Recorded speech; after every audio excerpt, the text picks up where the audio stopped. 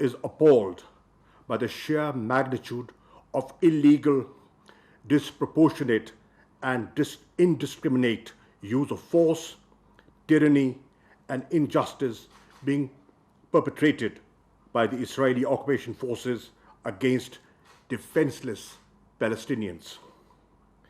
There are no words strong enough to condemn the systematic and barbaric crimes against the Palestinians.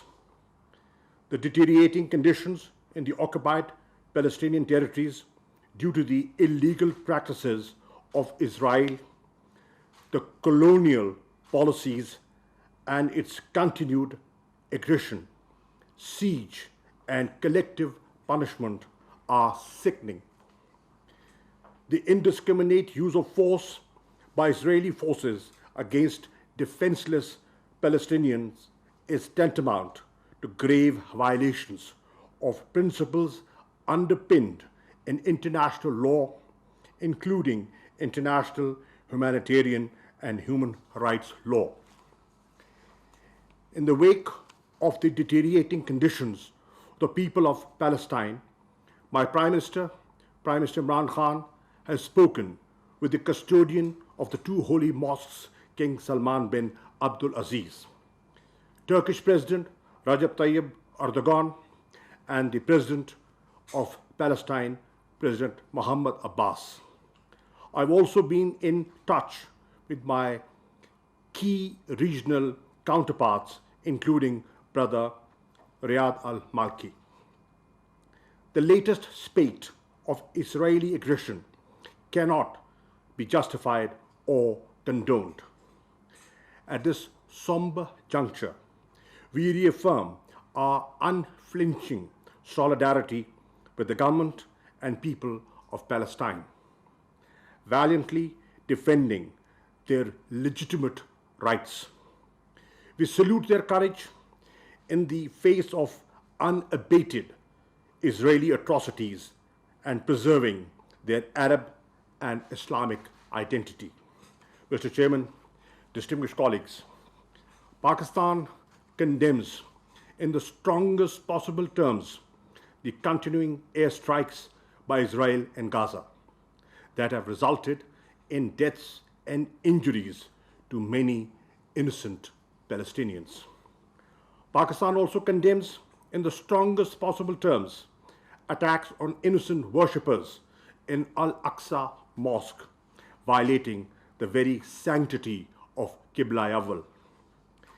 Death and destruction in the holy month of Ramadan during Eid al-Fitr is unacceptable.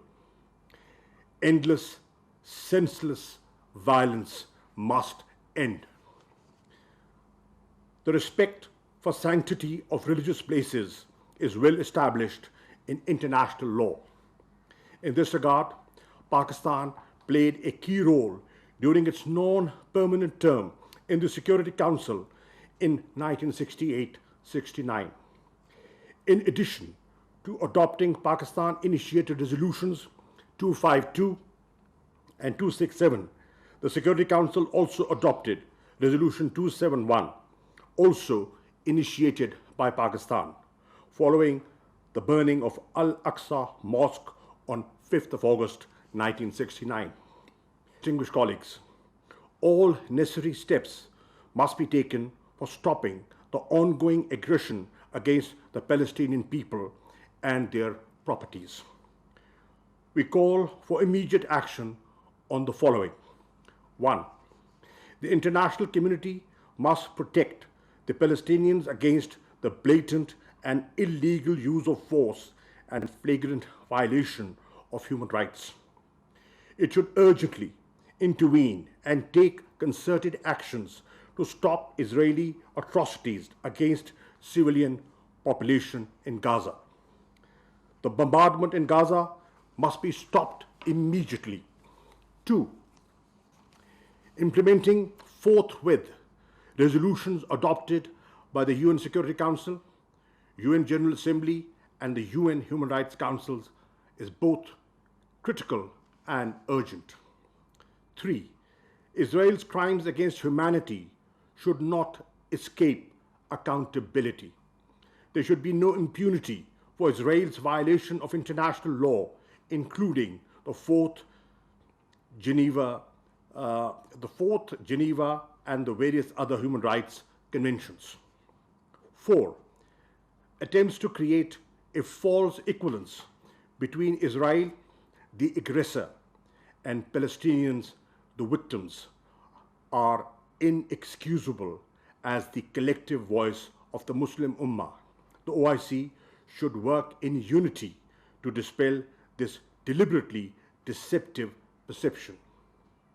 Attempts to silence media and reporting through tyranny, evident from Israel's horrifying airstrike yesterday, bringing down a high-rise building in Gaza that housed media outlets, is unacceptable. The OIC owes its genesis to the Palestinian issue. In this hour of need, the Muslim Ummah must exhibit strong solidarity and support for their Palestinian brothers and sisters.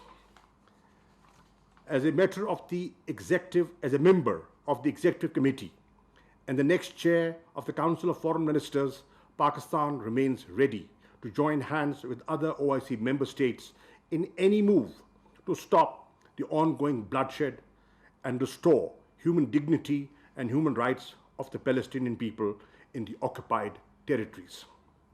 Mr. Chairman, distinguished colleagues, let me conclude by reaffirming Pakistan's abiding support for the Palestinian people in their just struggle to secure legitimate rights, particularly their inalienable right to self-determination. I also reiterate Pakistan's support for a two-state solution in accordance with the relevant United Nations and OIC resolutions, with pre-1967 borders and Al-Quds al-Sharif as the capital of a viable, independent, and contiguous Palestinian state. In the absence of such a solution, any notion of human dignity would remain tainted, regional peace elusive, and international security imperiled. We must not fail the Palestinian people at this critical juncture. I thank you all.